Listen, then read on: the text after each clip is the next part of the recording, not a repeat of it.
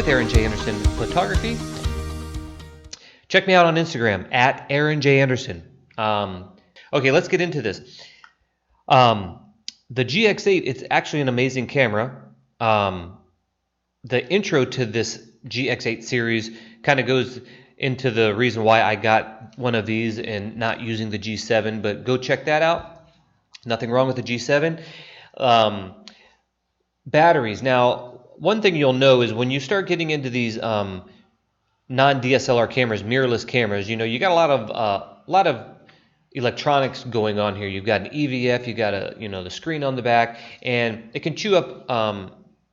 You got zebras going and focus peaking and all that. That can really chew up batteries. So I made this grip mainly because I wanted to extend the battery, and I did not want to have a rig and an external battery and all that. I wanted something nice and neat like this. Hopefully you guys can see that. And am I recording? Yes. Okay, so what I went out and did is I saw someone on YouTube, the two videos that I seen, I only saw two videos about this grip, had nothing to do with electronic. One guy didn't even say anything about it, which he just was like ignoring it, like nobody's going to see that and wonder what it is. He even shut his comments off and stuff, which I think is kind of bad. People want to know if you're going to show something like this. I mean, this you got to explain to it whatever it is. Then the guy who saw that actually tore one apart, put it together, but he didn't put any electronics in it. And a lot of people gave him crap for it because they would say, "What's the use?" Aren't you defeating the purpose of a Micro Four Thirds camera, being that they're supposed to be small? Well, the size isn't the only thing or the only reason you get a Micro Four Thirds camera. For one, you get a mirrorless camera because they're really nice. You got focus peak and all that stuff. What you see is what you get before you take the photo, you know, so you get all your exposures right. Size is one of those things, but also they're less expensive than DSLRs. And the cool thing is if you don't want it to be this big, you can just use it as small as it comes, but you can build up on it. Now that's the cool thing.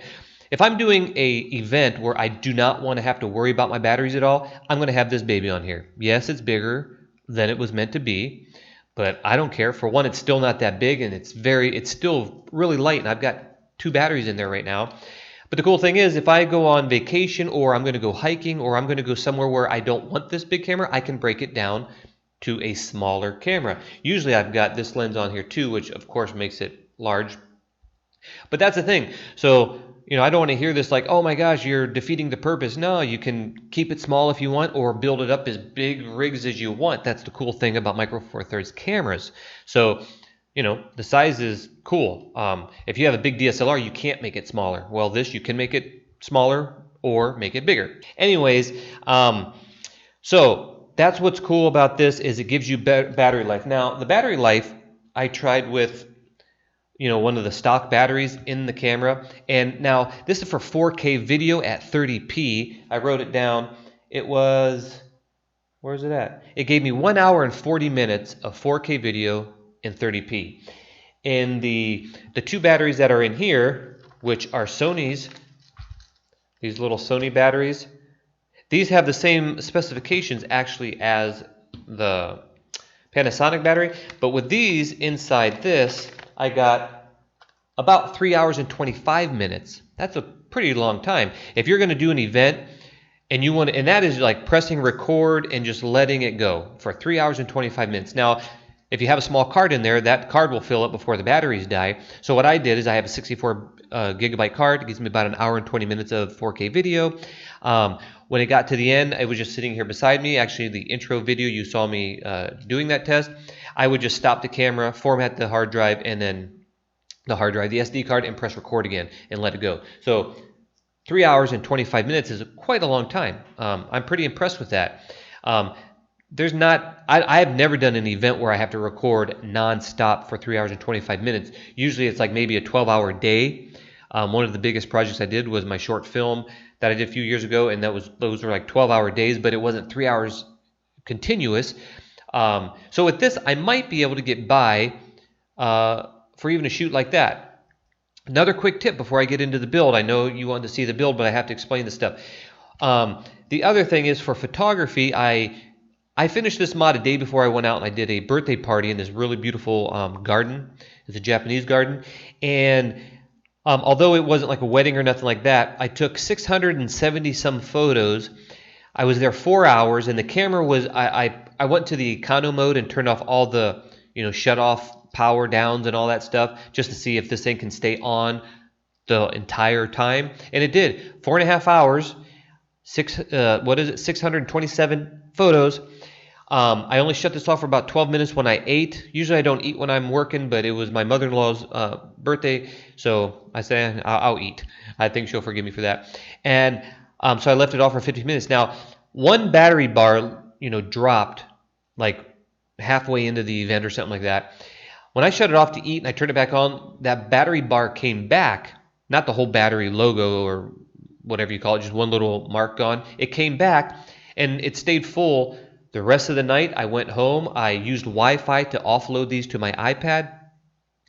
And maybe then it only had one bar gone. Maybe not. I can't remember. But anyways, I'm pretty confident this will take a typical wedding. My weddings, I don't know. The weddings I go to is like, 8 hours or whatever, 9 hours.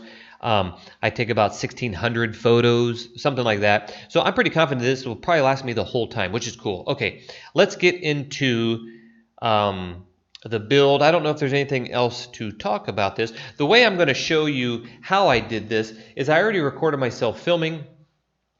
And what I'm going to do, instead of editing these together, because I'm really trying to do this quick because I don't have much time. Oh, real quick too, let's just go through the battery. All this stuff is in the links, so go into the links. Please like this video and subscribe to me as well. It will help me out tremendously. This is the battery charger. It's a dual charger. And like I said, I don't remember the number, but you can go into the description and you've got your batteries going there. The cool thing about this is you can charge 2 batteries at the same time.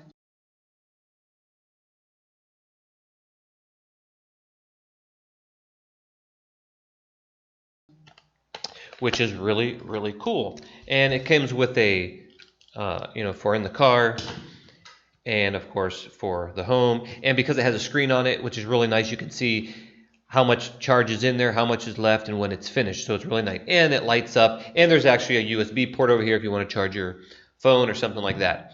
Another real quick thing, when I take this with me, just in case my modification failed me, which I don't think it will because it's built pretty good, I always take at least 2 original, well, these are Watson, they're not original, but original batteries for the camera. So if just something malfunctions in my mod, I can just easily pop this off and just start using these. So keep that in mind as well.